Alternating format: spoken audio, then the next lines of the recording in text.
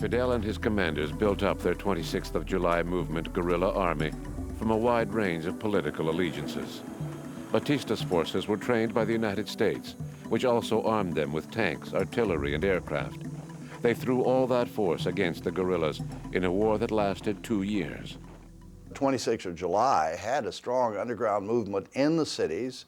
There were sabotage efforts against the Batista government and demonstrations and so forth.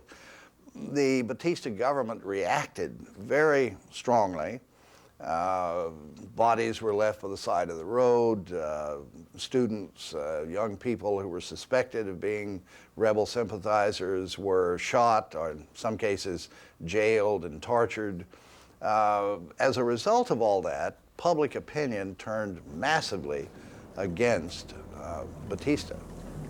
An estimated 20,000 people were murdered by government forces during the Batista dictatorship. The rebels put out leaflets and a newspaper, and by 1958 also had a radio station keeping the people informed about developments. Fidel's interviews with foreign journalists ended rumors that he had been killed. Aware of the importance of the media, he made sure he was accessible to the press, even in English.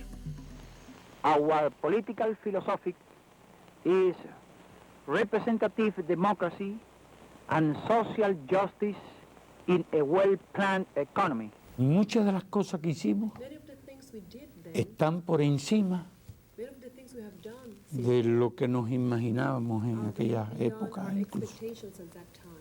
Y algunas cosas de las ocurridas han sido más difíciles también y más duras de las que nos imaginábamos en aquella época.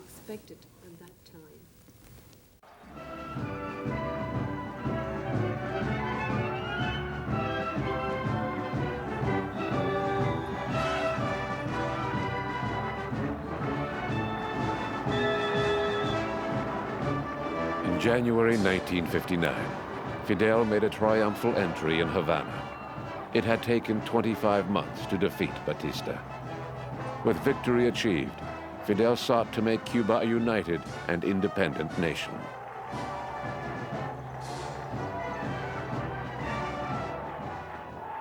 I'll never forget that first speech that he gave a few days after he had entered Havana.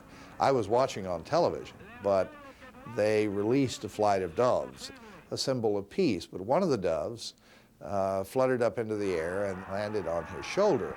There was a gasp because the pigeon was the messenger of Oshun sent to indicate the anointed one. Todo el mundo se emocionó. Este es un pueblo que en los años aquellos era muy creyente. El otro era más de sincretismo, ¿no? Más de las cosas africanas, las palomas, el pato. Ya a partir de allí, la gente pensaba que Fidel era el enviado de Cristo aquí, ¿viste?